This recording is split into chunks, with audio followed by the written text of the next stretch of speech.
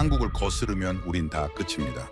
영국 총리실이 발칵 뒤집혔습니다. MI6 25년 경력 분석관의 2시간 브리핑 직후 총리가 전례 없는 명령을 내렸습니다. 이걸 12분으로 줄여서 BBC 프라임타임에 방송하라고요. 삼성과 BTS만 알던 영국인들이 경악한 한국의 진짜 실체. 중동의 물, 유럽의 무기, 전 세계의 약. 총 한 발 쏘지 않고 전 세계의 목줄을 쥐고 있는 나라. 그 충격적인 브리핑의 전말이 지금 시작됩니다. 잠깐 영상 시작 전 구독과 좋아요, 대한민국 화이팅을 댓글로 외쳐주세요. 안녕하세요. 저는 영국 런던에서 정보 분석 업무를 담당하고 있는 제임스 캐로딘입니다. MI6 소속 아시아 담당 수석 분석관으로 25년간 아시아 정세를 분석해왔죠. 옥스퍼드에서 국제정치학 박사 학위를 받고 중국의 부상, 일본의 쇠퇴, 인도의 잠재력까지 이 지역의 모든 변화를 지켜봐 왔다고 자부했습니다. 하지만 그날 저는 제 인생 최대의 실수를 깨닫게 됩니다. 3주 전 일이었습니다. 런던 다우닝가 10번지 총리 관저 지하 벙커에서 긴급 안보 브리핑이 소집됐죠.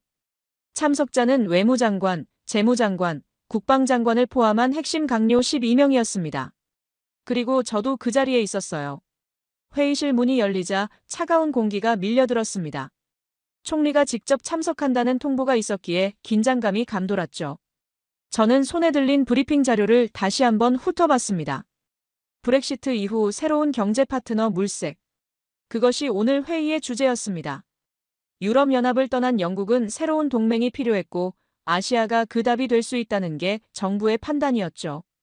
해밀턴 외무장관이 먼저 입을 열었습니다. 아시아 파트너십 전략의 후보는 세 곳이라고 했어요. 일본, 인도, 그리고 한국이었습니다.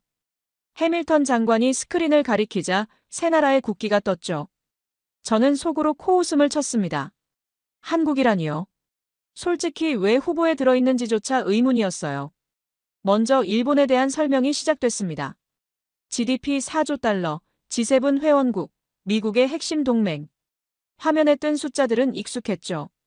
윌슨 재무장관이 고개를 끄덕이며 일본은 전통적인 우방이고 기술력도 검증됐으며 문화적으로도 유럽과 맞는다고 했습니다. 맥도널드 국방장관은 인도를 언급했어요. 인구 14억, 성장률 7%, 미래 시장으로는 최고 아니냐며 군사적으로도 매력적이고 영연방 국가이기도 하다고 덧붙였죠. 저는 그들의 대화를 들으며 메모를 했습니다. 예상대로였어요. 일본과 인도, 이 두 나라가 최종 후보가 될 거라고 확신했습니다. 그때 해밀턴 장관이 마지막 슬라이드를 띄웠습니다. 그리고 한국. 회의실에 묘한 침묵이 흘렀어요. 솔직히 말하면 어색한 침묵이었죠. 아무도 한국에 대해 깊이 생각해 본 적이 없다는 게 느껴졌습니다. 윌슨 재무장관이 먼저 입을 열었어요. 한국은 삼성 있는 나라 말하는 거냐고요. 맥도널드 국방장관이 농담처럼 던졌습니다. BTS도 있잖아. 내 딸이 좋아하더라고. 회의실에 가벼운 웃음이 퍼졌죠. 저도 웃었습니다. 솔직히 저 역시 한국에 대해 아는 건 그 정도였으니까요. 삼성, 현대자동차, K-팝. 그게 전부였어요. 해밀턴 장관이 손을 저으며 말했습니다. 일단 형식적으로 넣은 거라고요. GDP가 일본의 3분의 1도 안 되고 북한 리스크도 있으니 현실적으로 일본이나 인도가 답이라고 했죠. 저도 당연히 동의했습니다. 한국은 그저 삼성과 K-팝의 나라일 뿐이라고 생각했으니까요. 그 순간 회의실 문이 열렸습니다. 총리가 들어왔어요. 모두가 자리에서 일어났습니다. 총리는 손짓으로 앉으라고 한 뒤 테이블 상석에 자리를 잡았죠. 총리의 표정은 평소와 달랐습니다. 무언가 심각한 일이 있다는 느낌이었어요. 방금 백악관에서 연락이 왔어. 총리의 첫마디에 회의실 공기가 얼어붙었습니다. 미국이 아시아 전략을 전면 재검토한다고 해. 그 중심에 한국이 있어. 저는 눈을 깜빡였습니다. 한국이라고요. 미국의 아시아 전략 중심에요. 해밀턴 장관이 의아한 표정으로 물었습니다. 한국이요? 왜 갑자기 한국입니까? 총리가 테이블 위에 태블릿을 내려놓았습니다. 나도 몰랐어. 그래서 오늘 브리핑을 요청한 거야. 총리가 저를 바라봤죠. 자네가 아시아 전문가지. 한국에 대해 브리핑해줘. 우리가 뭘 놓치고 있는지. 저는 심장이 쿵 내려앉는 것을 느꼈습니다. 25년간 아시아를 분석했지만 솔직히 한국에 대해 깊이 연구한 적은 없었어요. 항상 중국, 일본, 인도의 그늘에 가려져 있었으니까요. 알겠습니다, 총리님. 준비 시간을 좀 주시면. 3일 줄게. 3일 후에 다시 모여. 총리가 자리에서 일어났습니다. 그리고 제임스, 이건 명령이야.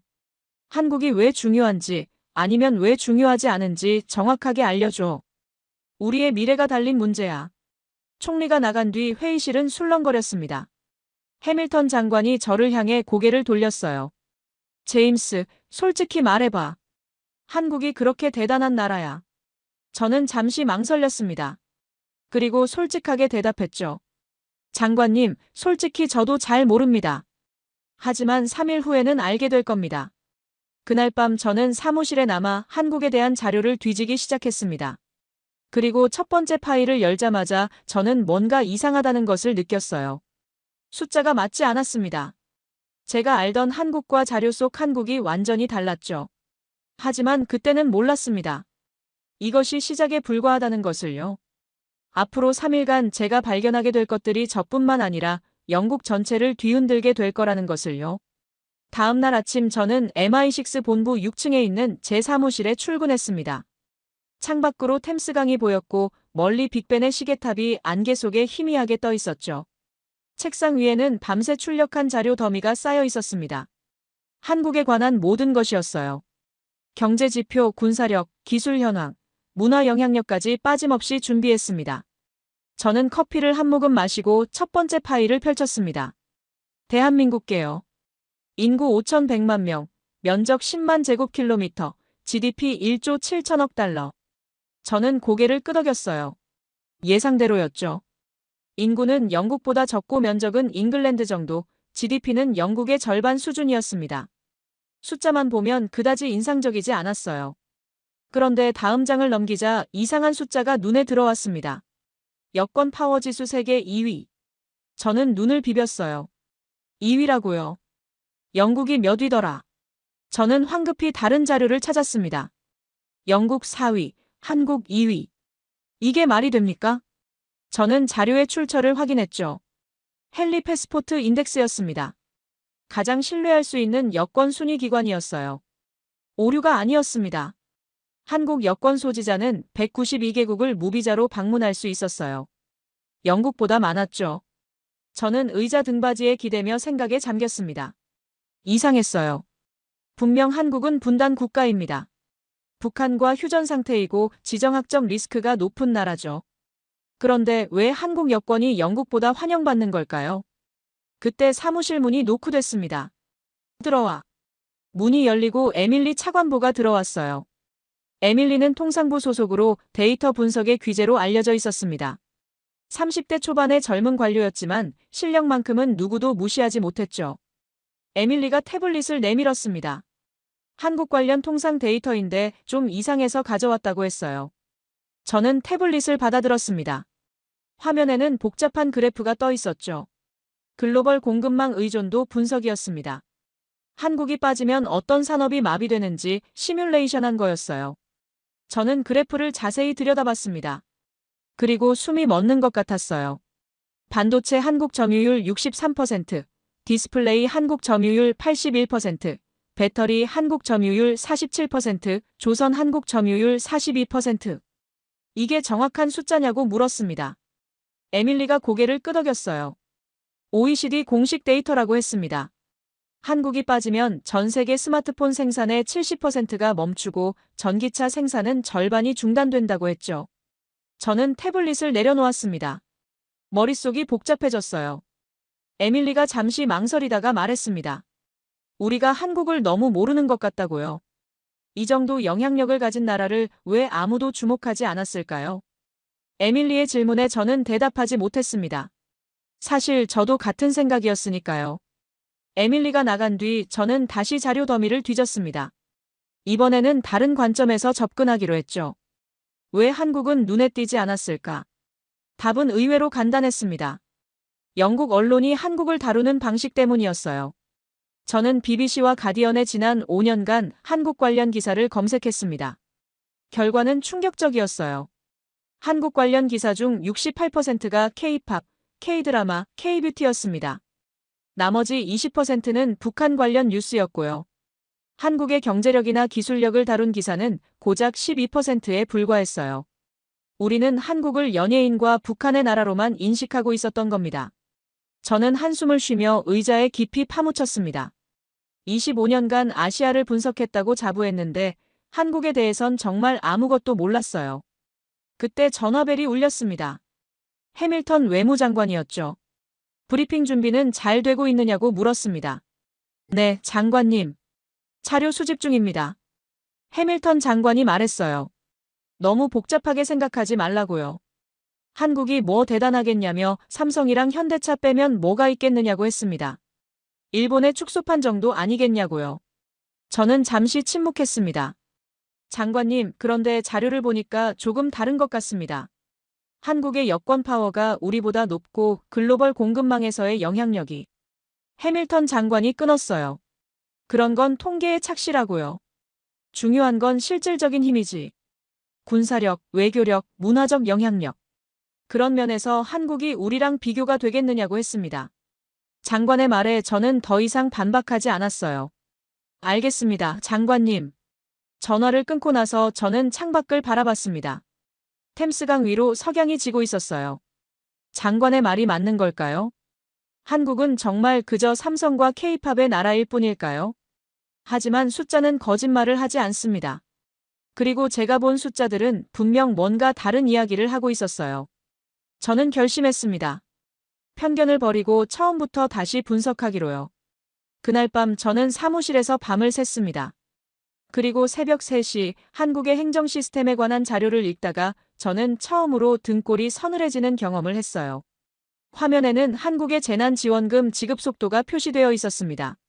한국은 신청 후 1분 이내 계좌 입금, 미국은 우편 수표 발송 평균 3주 소요, 영국은 심사 후 지급 평균 2주 소요, 일본은 명부 대조 및 확인 평균 6개월 소요.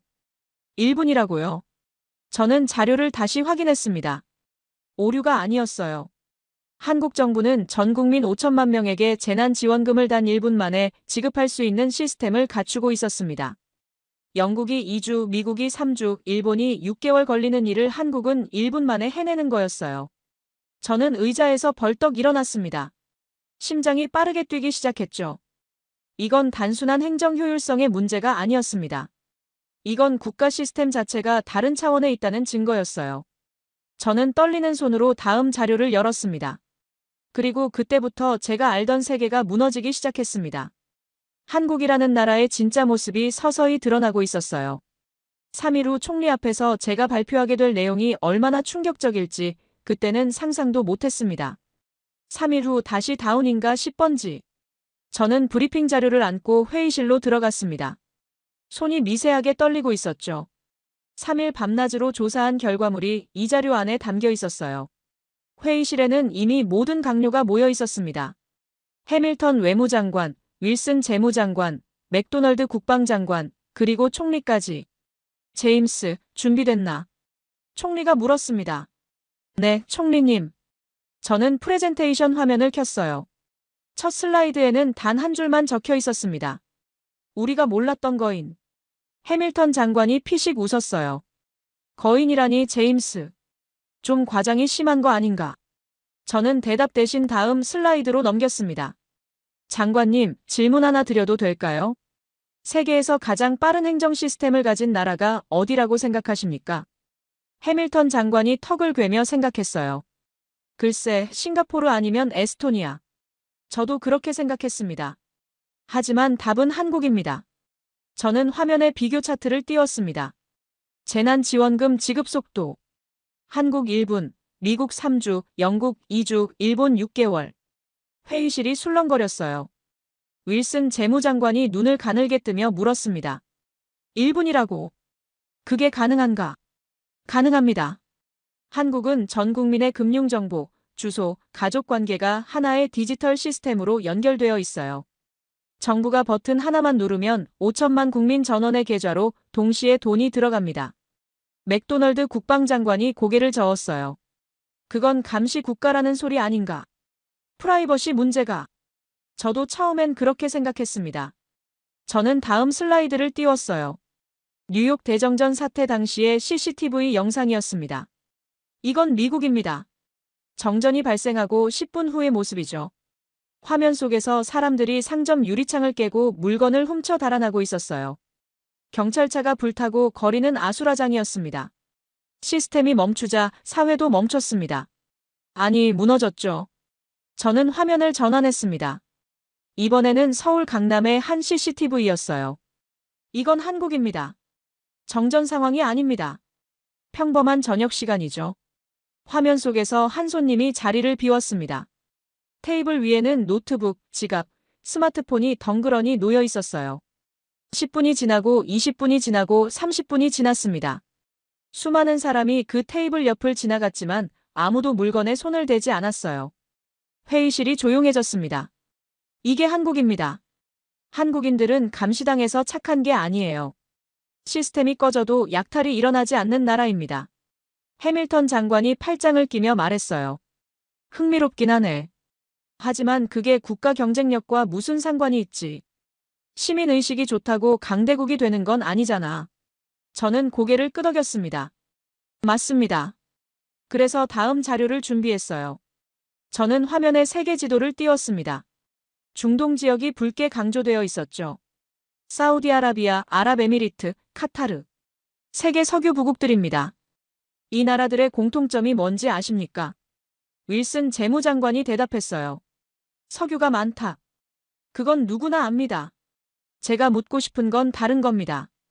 이 나라들이 가장 두려워하는 게 뭘까요? 아무도 대답하지 않았습니다. 물입니다. 저는 화면의 사막 한가운데 서 있는 거대한 산업 플랜트 사진을 띄웠어요. 중동의 석유 부국들은 석유는 있지만 물이 없습니다. 바닷물을 담수로 바꾸는 해수 담수화 기술 없이는 그들의 도시가 유지될 수 없죠. 맥도널드 장관이 물었어요. 그런데 그게 한국과 무슨 상관이지? 저는 미소를 지었습니다. 이 플랜트를 만든 나라가 어딘지 아십니까? 화면에 두산 에너빌리티 로고가 떴어요. 한국입니다. 사우디 왕족이 마시는 물, 두바이 분수쇼에 쓰이는 물, 카타르 농장에 뿌려지는 물. 전부 한국 기술로 만들어집니다. 회의실 분위기가 달라지기 시작했어요. 농담기가 사라지고 진지함이 감돌았죠. 한국의 해수담수화 플랜트는 하루에 100만 명이 마실 수 있는 물을 생산합니다. 만약 한국 기업이 철수하거나 부품 공급을 중단하면 어떻게 될까요? 저는 잠시 말을 멈추고 강요들을 둘러봤습니다. 사우디 왕실도 두바이의 마천루도 3일 안에 말라 죽습니다. 윌슨 재무장관의 얼굴이 굳어졌어요. 잠깐, 그럼 한국이 중동에 물을 쥐고 있다는 소리인가? 정확합니다. 석유는 끊어도 불편할 뿐이지만 물이 끊기면 문명이 소멸합니다. 지금 중동의 수도꼭지를 쥐고 있는 건 알라신이 아니라 한국 엔지니어들입니다. 회의실에 무거운 침묵이 흘렀습니다. 해밀턴 장관이 불편한 기색으로 말했어요. 그래도 그건 한 분야일 뿐이잖아. 담수화 말고 또 뭐가 있는데? 저는 기다렸다는 듯이 다음 슬라이드를 띄웠습니다. 장관님, 이제 시작입니다. 화면에 새로운 이미지가 떴어요. 도넛 모양의 거대한 기계 장치였습니다. 그 안에서 태양보다 뜨거운 불꽃이 회전하고 있었죠. 에밀리 차관보가 물었어요. 이건 뭔가요? 에밀리는 회의 참관자로 구석에 앉아 있었습니다. 케이스타입니다. 한국의 인공태양이죠. 인공태양, 핵융합 장치입니다. 태양이 에너지를 만드는 원리를 지구에서 재현하는 기술이에요. 1억 도의 초고온을 견뎌야 하는 인류 최고 난도의 기술입니다. 저는 그래프를 띄웠어요. 1억 도 플라스마 유지 시간 세계 기록 보유국이 어딘지 아십니까? 미국, 유럽 아닙니다. 한국입니다. 맥도널드 국방장관이 몸을 앞으로 숙였어요. 잠깐. 그럼 한국이 핵융합 기술에서 세계 최고라는 건가? 네. 석유 시대가 끝나면 에너지 패권은 핵융합을 가진 나라로 넘어갑니다. 그리고 지금 가장 앞서 있는 나라가 기름 한 방울 나지 않는 한국입니다. 회의실의 분위기가 완전히 달라져 있었어요. 처음의 조롱과 무관심은 사라지고 강요들의 눈에는 당혹감이 어려 있었습니다. 총리가 처음으로 입을 열었어요. 제임스, 계속해. 알겠습니다, 총리님. 하지만 지금까지는 서론에 불과합니다. 저는 심호흡을 하고 다음 슬라이드를 준비했습니다. 지금부터 보여드릴 것들은 솔직히 저도 믿기 어려웠어요. 하지만 모든 자료는 검증된 사실입니다. 해밀턴 장관이 긴장된 표정으로 물었습니다. 뭔데 그래? 저는 화면을 바꿨어요. 한국이 3개월 만에 불가능을 가능으로 바꾼 이야기입니다. 그리고 이 일로 인해 세계 최강의 기술 대국이라 자부하던 일본이 무릎을 꿇었습니다. 회의실이 숨을 죽였어요. 저는 화면을 전환했습니다. 일본 국기와 한국 국기가 나란히 떴죠. 여러분, 질문 하나 드리겠습니다. 반도체를 만드는데 가장 중요한 소재가 뭔지 아십니까? 윌슨 재무장관이 어깨를 으쓱했어요. 실리콘 아닌가? 반도체가 실리콘밸리에서 시작됐으니까. 좋은 추측입니다. 하지만 답은 불화수소입니다. 저는 화학식이 적힌 슬라이드를 띄웠어요. 불화수소는 반도체 웨이퍼를 깎고 세정하는데 필수적인 화학 물질입니다. 이게 없으면 반도체를 단 한 개도 만들 수 없어요. 맥도널드 국방장관이 고개를 갸웃거렸습니다. 그래서 그게 한국과 무슨 상관인데? 저는 심호흡을 했습니다. 이 부분이 오늘 브리핑의 핵심 중 하나였어요. 5년 전 여름, 일본 정부가 한국을 향해 칼을 뽑았습니다. 화면에 당시 뉴스 헤드라인들이 스쳐 지나갔어요. 일본은 고순도 불화수소의 세계 최대 생산국이었습니다. 순도 99.999%, 이른바 5-9이라 불리는 초고순도 불화수소는 일본만이 만들 수 있다고 여겨졌죠. 해밀턴 장관이 팔짱을 꼈어요. 일본이 수출을 막았다는 건가? 정확합니다. 일본 정부는 불화수소를 포함한 반도체 핵심 소재 3가지의 한국 수출을 규제했습니다. 사실상의 경제전쟁 선포였죠. 저는 당시 일본 언론의 보도를 화면에 띄웠어요. 일본 언론들은 환호했습니다. 한국 반도체 산업은 3개월 안에 붕괴할 것이다. 한국은 무릎을 꿇고 사과할 것이다. 삼성과 SK는 일본 없이는 아무것도 못한다. 윌슨 재무장관이 몸을 앞으로 숙였어요. 그래서 어떻게 됐나? 저는 잠시 말을 멈추고 강요들을 둘러봤습니다. 결과부터 말씀드리겠습니다. 화면이 바뀌었어요. 일본 소재 기업 스텔라케미파의 주가 그래프가 떴습니다.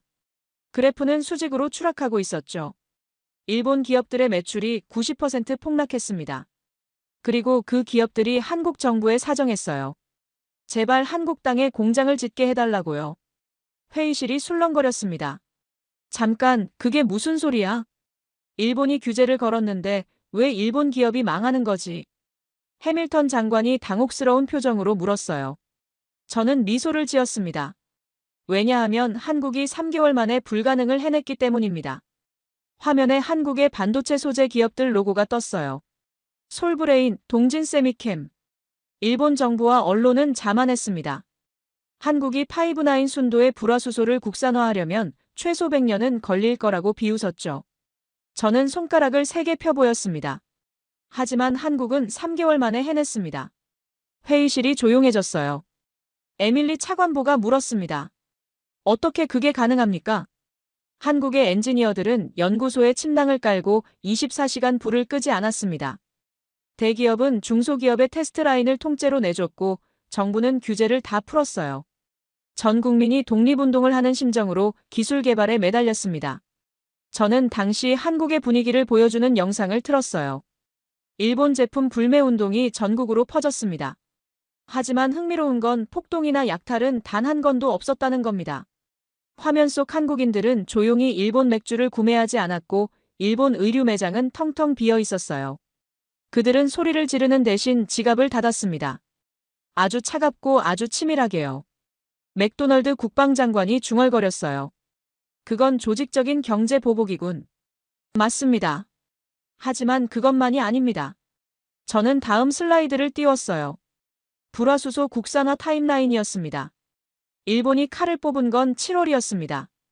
9월 한국은 첫 번째 국산 불화수소 양산에 성공했어요. 12월 삼성은 일본산 불화수소를 완전히 대체했습니다. 해밀턴 장관의 얼굴이 굳어졌어요. 6개월도 안 걸렸다는 건가? 네. 그리고 그 결과 일본은 가장 큰 우량 고객을 영원히 잃었습니다.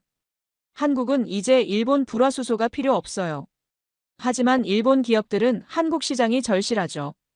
저는 목소리를 낮췄습니다. 이건 한국이라는 나라의 DNA를 보여주는 사건입니다. 그들은 위기가 닥치면 더 강해집니다. 밟으면 더 독해집니다. 윌슨 재무장관이 손으로 턱을 괴며 말했어요. 흥미롭군. 하지만 그건 특수한 상황 아닌가? 반도체 소재 하나를 국산화한 거잖아. 모든 분야에서 그럴 수 있다는 보장은 없지. 저는 고개를 끄덕였습니다. 좋은 지적입니다, 재무장관님. 그래서 다른 분야도 보여드리겠습니다. 저는 화면을 전환했어요. 한국이 세계 최강국들을 어떻게 제치고 있는지 군사 분야에서 보여드리겠습니다. 화면에 폴란드 국기가 떴습니다. 여러분 폴란드를 아시죠? 해밀턴 장관이 끼어들었어요. 나토 동맹국이지. 러시아 침공 이후 군비 증강에 열을 올리고 있는 나라야. 정확합니다. 러시아가 우크라이나를 침공한 후 폴란드는 다급해졌습니다. 당장 탱크와 자주포가 필요했죠. 문제는 시간이었어요. 폴란드는 전 세계를 돌아다니며 무기를 구하려 했습니다. 독일에 갔더니 뭐라고 했는지 아십니까? 화면에 독일 국방부의 답변이 떴어요. 레오파드 2 전차 50대, 납품 예상 기간 3년. 회의실에서 탄식이 흘러나왔습니다. 3년이면 전쟁이 끝나도 남죠. 맥도널드 국방장관이 고개를 저었어요. 독일 방산업체들이 요즘 상태가 안 좋긴 하지. 미국은 어땠을까요? 저는 다음 슬라이드를 띄웠습니다. 에이브럼스 전차 대기 순번 37개국, 예상 납품 기간 최소 2년 이상. 미국도 마찬가지였어요. 자국 재고 채우기도 바빴죠. 저는 잠시 말을 멈추고 강요들을 둘러봤습니다. 그런데 한국은 다릅니다. 화면에 한국의 K2 흑표 전차와 K9 자주포 사진이 떴어요. 폴란드가 한국에 연락했습니다. 한국의 대답은 이랬어요. K2 전차 180대, K9 자주포 212문, 계약 체결 후 납품 예상 기간 3개월. 회의실이 술렁거렸습니다. 3개월이라고. 농담이 아니고. 맥도널드 국방장관이 눈을 크게 떴어요. 맥도널드 장관은 군 출신이었기에 이 숫자가 얼마나 비현실적인지 잘 알고 있었습니다. 농담이 아닙니다. 그리고 실제로 그렇게 됐어요. 저는 폴란드 그디니아 항구의 영상을 틀었습니다. 거대한 화물선에서 K2 전차와 K9 자주포가 쏟아져 내리고 있었어요. 폴란드 군인들이 환호하고 있었죠. 한국은 공장을 24시간 풀가동했습니다. 컨베이어 벨트가 멈추지 않았어요. 유럽 방산 관계자들은 미친 속도라며 경악했습니다. 해밀턴 장관이 팔짱을 풀며 몸을 앞으로 숙였습니다. 잠깐, 그럼 한국이 유럽에 무기를 공급하고 있다는 건가? 그렇습니다. 그것도 압도적인 속도와 가격으로요. 저는 비교표를 화면에 띄웠어요. K2 전차 레오파드, 에이브럼스. 가격은 K2가 30% 저렴하고 납기는 K2가 5배 이상 빠르며 성능은 동급 이상이었습니다. 가격도 싸고 납기도 빠르고 성능도 좋습니다. 유럽 국가들이 줄을 서기 시작했어요. 저는 계약 목록을 띄웠습니다. 폴란드 K2 전차 1000대, K9 자주포 672문 추가 계약. 루마니아 K9 자주포 53문 도입 협의. 노르웨이 K9 자주포 24문 도입 완료. 핀란드 K9 자주포 추가 도입 검토. 에스토니아 K9 자주포 36문 도입 완료. 맥도널드 국방장관의 얼굴이 심각해졌어요. 이건 심각한데. 나토 국가들이 한국 무기로 무장하고 있다는 소리잖아. 그렇습니다. 그리고 이건 단순히 무기를 파는 게 아닙니다. 저는 화면을 전환했어요. 제2차 세계대전 때 미국은 민주주의의 무기고라고 불렸습니다. 연합군의 총알과 탱크를 미국이 공급했기 때문이죠. 저는 강요들을 둘러봤습니다. 하지만 지금 21세기 자유진영의 총알과 전차를 제때 공급할 수 있는 유일한 나라는 미국이 아닙니다. 저는 손가락으로 화면을 가리켰어요. 한국입니다. 회의실이 조용해졌습니다. 유럽의 나토 국가들이 왜 한국 무기를 사는지 아십니까? 성능이나 가격 때문만이 아닙니다. 저는 목소리를 낮췄어요. 납기 때문입니다. 전쟁이 코앞인데 3년을 기다릴 바보는 없습니다. 한국은 주문하면 바로 만들어줍니다. 그것도 세계 최고 수준으로요. 저는 심호흡을 했습니다. 하지만 방사는 시작에 불과합니다. 한국이 쥐고 있는 건 총과 탱크만이 아니에요. 저는 화면을 전환했습니다.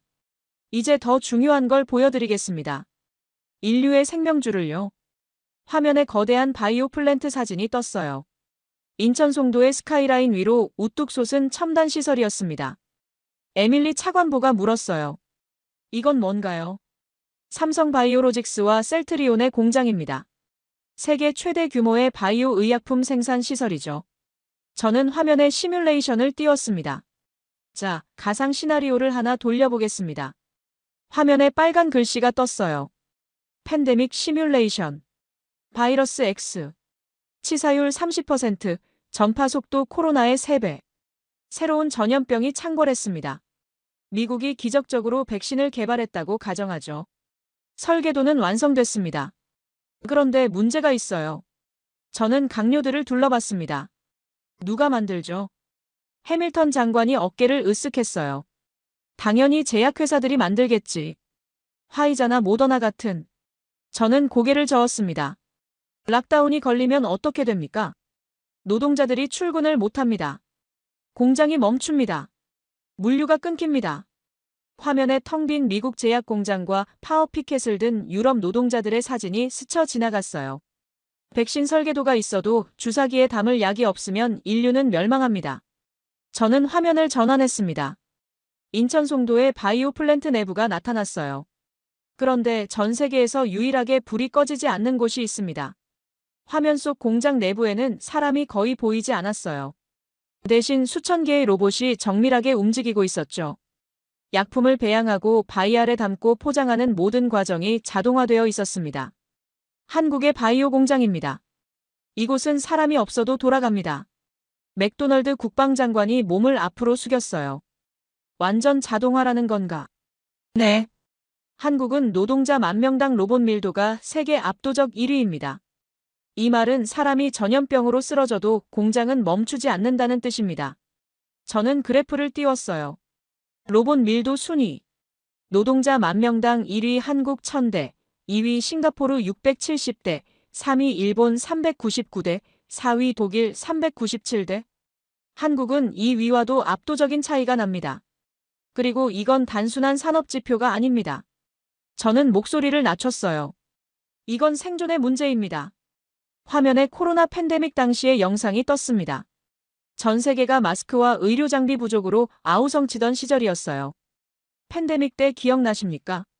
미국과 유럽이 서로 마스크를 빼앗으려고 싸웠습니다. 수출 금지령이 내려지고 동맹국끼리 물자를 가로챘죠. 해밀턴 장관이 불편한 표정을 지었어요. 그때 영국도 마스크 확보 실패로 비판을 받았으니까요. 하지만 한국을 보십시오. 저는 당시 한국의 대응을 보여주는 자료를 띄웠습니다. 한국은 전 세계의 진단키트와 의료 장비를 수출했습니다. 자국민을 먼저 지키면서도 다른 나라를 도울 여력이 있었죠. 왜냐하면 생산 능력이 압도적이었으니까요. 저는 화면에 삼성 바이오로직스의 생산량 그래프를 띄웠어요. 한국의 바이오 공장은 24시간 365일 인류 80억 명에게 공급할 백신과 치료제를 찍어낼 수 있습니다. 윌슨 재무장관이 손으로 턱을 괴며 중얼거렸어요. 전 세계 공장이 멈출 때 한국만 돌아간다는 소리군. 정확합니다. 한국은 세계의 약국입니다. 팬데믹이 오면 백신과 치료제를 공급할 수 있는 유일한 나라가 될 수 있어요. 저는 화면을 전환했습니다. 그리고 이건 미래의 이야기가 아닙니다. 이미 현실입니다. 화면에 글로벌 제약회사들의 위탁 생산 현황이 떴어요. 모더나 코로나 백신 삼성 바이오로직스 위탁 생산. 아스트라제네카 백신 SK바이오사이언스 위탁 생산. 노바백스 백신 SK바이오사이언스 위탁 생산. 전 세계가 맞은 코로나 백신 중 상당수가 한국 공장에서 나왔습니다. 모더나 백신도 아스트라제네카도 노바백스도요. 해밀턴 장관의 얼굴에 복잡한 감정이 스쳐 지나갔어요. 우리가 맞은 백신이 한국산이었다고. 정확히 말하면 한국 공장에서 생산된 겁니다. 기술은 서방의 것이지만 그걸 대량으로 찍어낼 수 있는 건 한국뿐이었죠.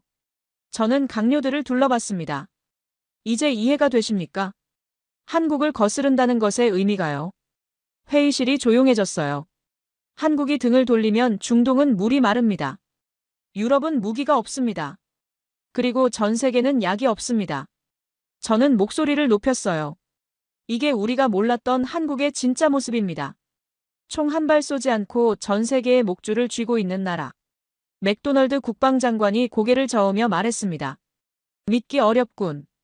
이렇게 중요한 나라를 왜 우리가 몰랐지? 저는 씁쓸한 웃음을 지었어요. 저도 같은 질문을 했습니다. 그리고 답을 찾았죠. 저는 화면을 전환했습니다. 우리가 한국을 몰랐던 이유, 그리고 한국이 진짜로 무서운 이유. 지금부터 보여드리겠습니다. 화면에 세계 지도가 떴어요. 그리고 그 위에 보라색 점들이 하나씩 찍히기 시작했습니다. 처음에는 몇 개에 불과했던 점들이 빠르게 늘어나더니 순식간에 지구 전체를 뒤덮었어요. 북미, 남미, 유럽, 동남아, 중동, 아프리카, 심지어 중국 대륙까지. 에밀리 차관보가 물었어요. 이게 뭔가요? K 콘텐츠 팬덤의 분포도입니다.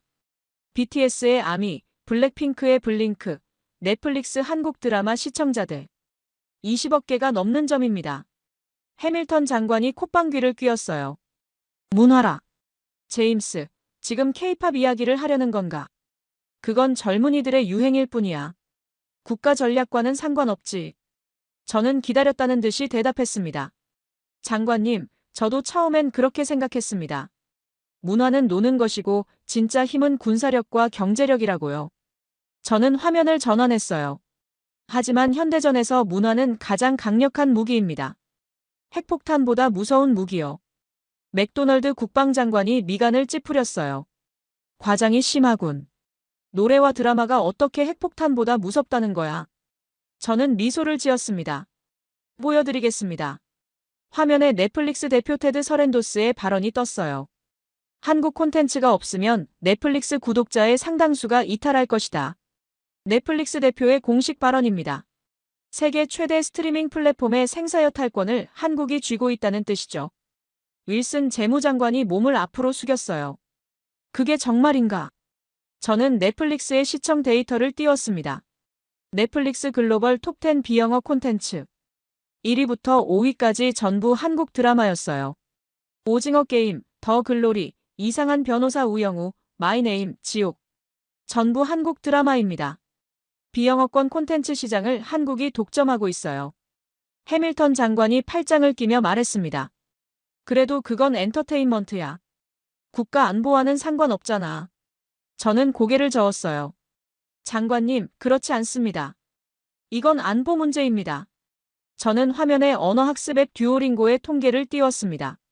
전 세계 학습 희망 언어 순위.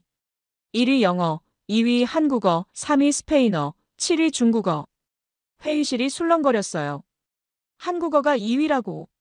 맥도널드 국방장관이 눈을 크게 떴습니다. 네.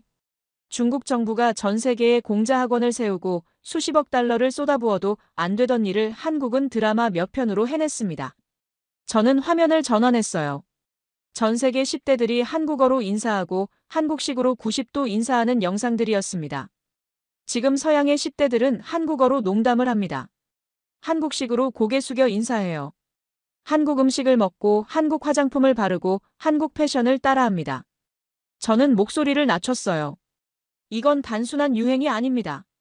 이건 가치관의 이식입니다. 해밀턴 장관의 표정이 달라지기 시작했어요. 무슨 뜻이지? 저는 심호흡을 했습니다. 과거 영국이 세계를 지배할 때 우리가 가장 먼저 한 일이 뭔지 아십니까? 군대를 보낸 거 아닌가? 아닙니다. 영어를 가르쳤습니다. 영국식 교육을 심었죠. 식민지 엘리트들이 영어를 쓰고 영국식으로 생각하게 만들었습니다.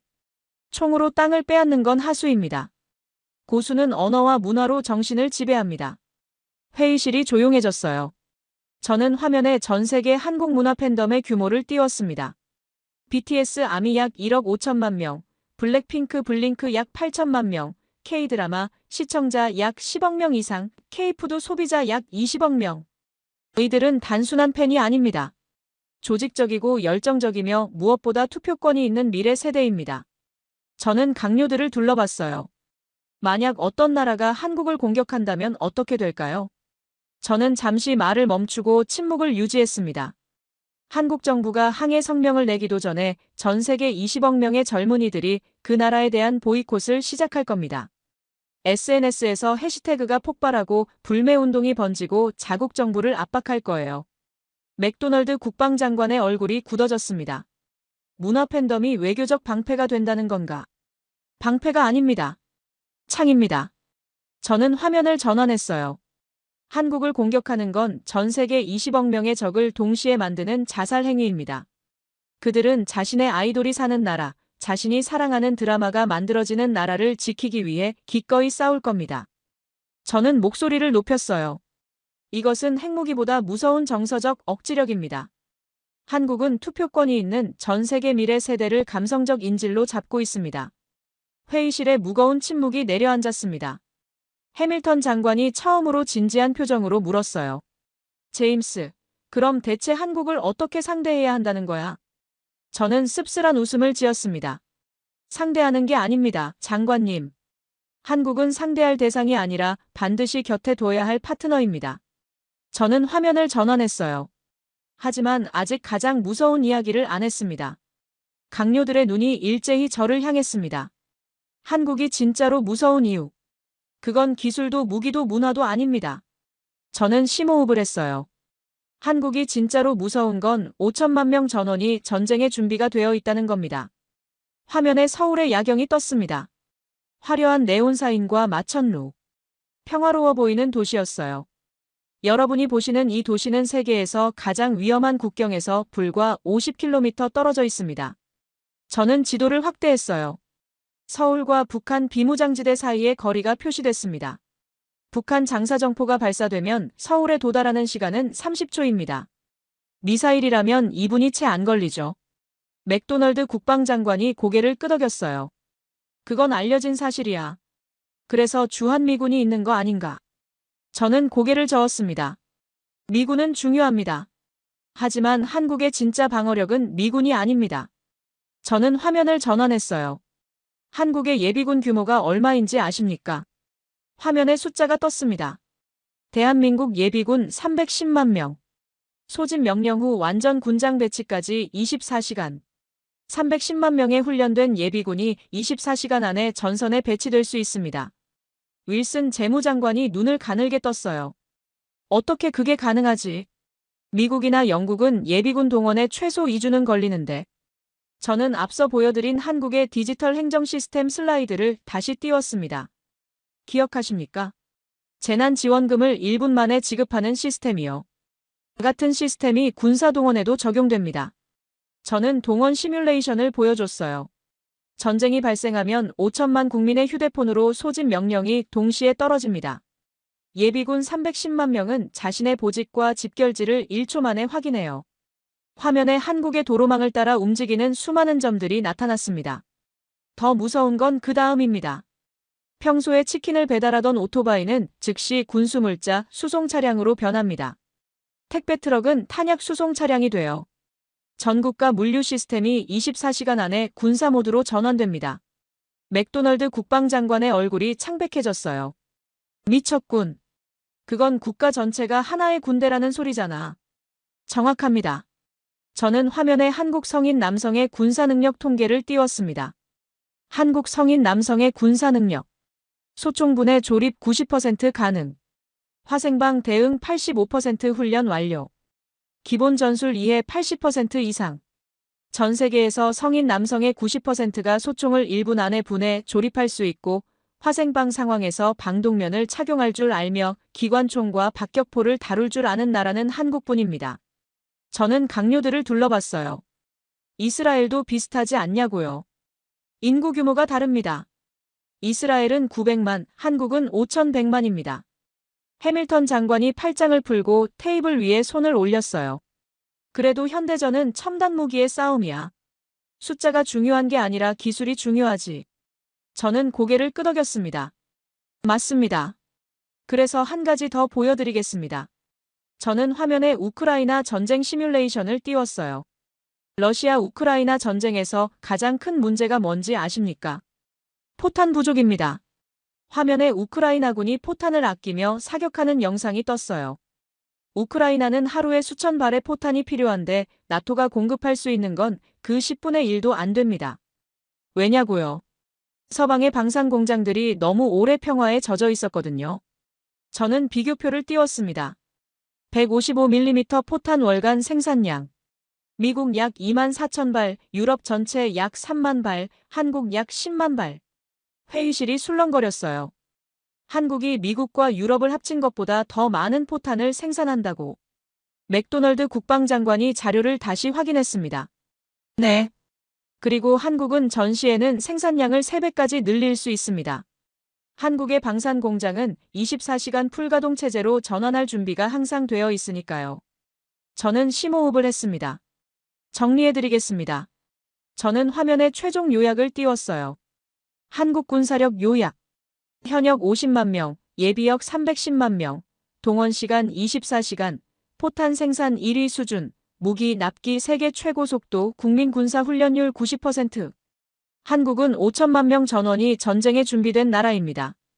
평소엔 넥타이를 메고 회사에 다니지만 명령이 떨어지면 24시간 안에 전투 병력으로 변하는 사람들이 5천만 명입니다. 저는 목소리를 낮췄어요. 한국을 지상전으로 점령하려면 골목마다 아파트마다 숨어있는 5천만 개의 요새를 뚫어야 합니다. 집집마다 총을 쏠 줄 아는 남자가 있고 국가를 위해 싸울 준비가 된 국민이 있는 나라입니다. 저는 강요들을 둘러봤습니다. 이건 미군도 불가능합니다. 어떤 나라도 한국을 점령할 수 없습니다. 회의실에 무거운 침묵이 내려앉았어요. 저는 화면을 전환했습니다. 하지만 한국이 가진 가장 강력한 무기는 기술도 군사력도 문화도 아닙니다. 강요들의 눈이 일제히 저를 향했어요. 그건 바로 그들의 역사입니다. 그리고 그 역사가 만들어낸 불굴의 정신입니다. 저는 화면에 흑백 사진을 띄웠습니다. 1950년대 서울의 모습이었어요. 폭격으로 뼈대만 남은 건물들, 시체가 널려있는 거리, 그 사이를 정처 없이 떠도는 아이들. 이것이 불과 75년 전 한국의 모습입니다. 저는 다음 사진을 띄웠어요. 누더기를 입은 아이들이 미군 트럭 뒤를 쫓아가며 무언가를 외치고 있었습니다. 이 아이들이 뭐라고 외치고 있는지 아십니까? 아무도 대답하지 않았어요. 미군에게 초콜릿을 달라고 구걸하고 있는 겁니다. 저는 목소리를 낮췄어요. 당시 한국의 1인당 국민 소득은 67달러였습니다. 아프리카 가나보다 못 살았죠. 전 세계 190개국 중 꼴찌에서 두 번째. 메가더 장군은 이 폐허를 보고 말했습니다. 이 나라가 복구되는 데는 100년이 걸릴 것이다. 화면이 서서히 컬러로 바뀌기 시작했습니다. 현대의 서울이 나타났어요. 그리고 75년 후. 화면에 반짝이는 마천루들이 펼쳐졌습니다. 롯데월드타워가 구름을 뚫고 솟아있었고 한강 위의 다리들은 보석처럼 빛나고 있었어요.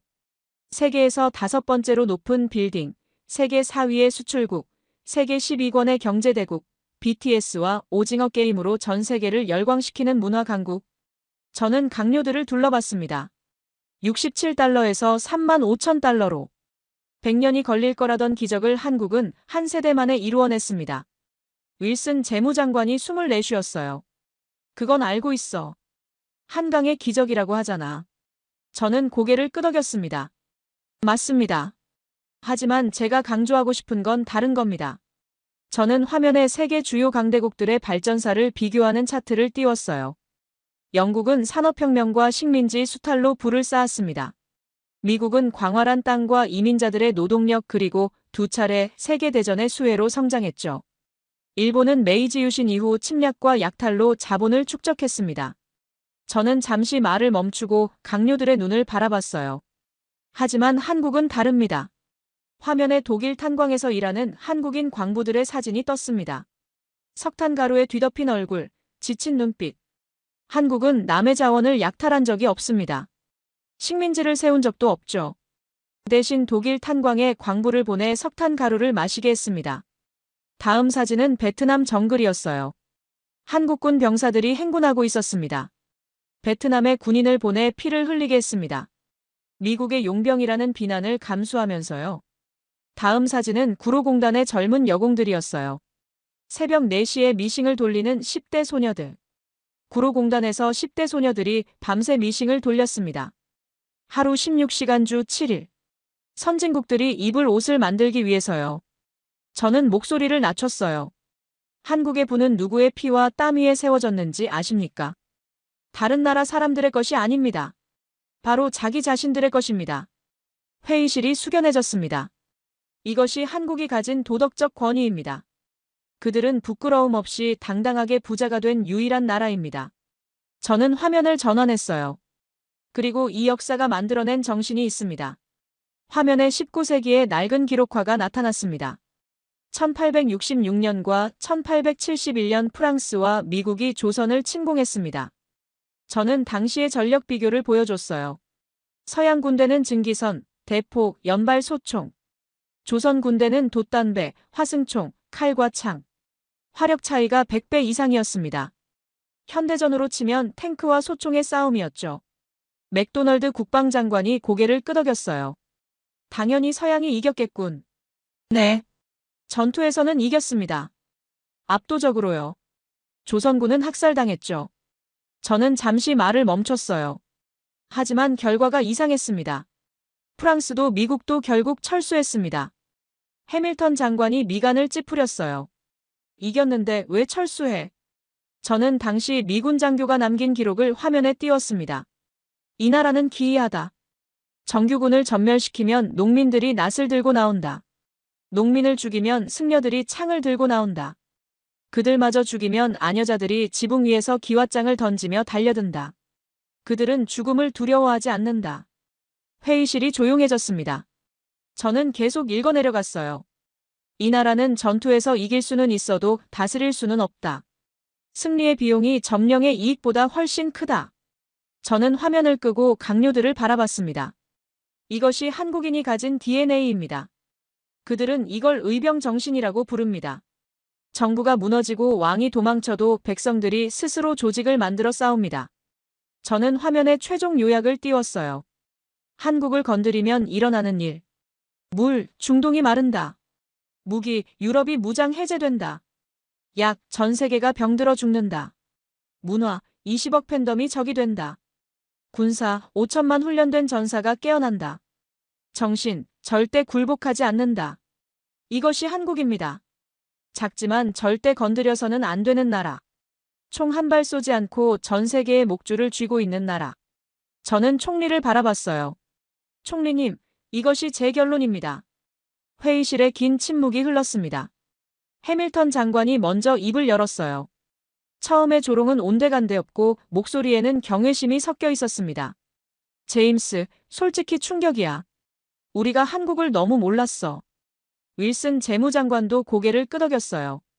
삼성과 BTS만 있는 나라인 줄 알았는데 이건 완전히 다른 차원이군. 맥도널드 국방장관이 손으로 이마를 짚으며 말했습니다. 미국 없이는 3일 만에 끝나는 나라라고 생각했는데 오히려 한국이 없으면 우리가 끝나는 거였어.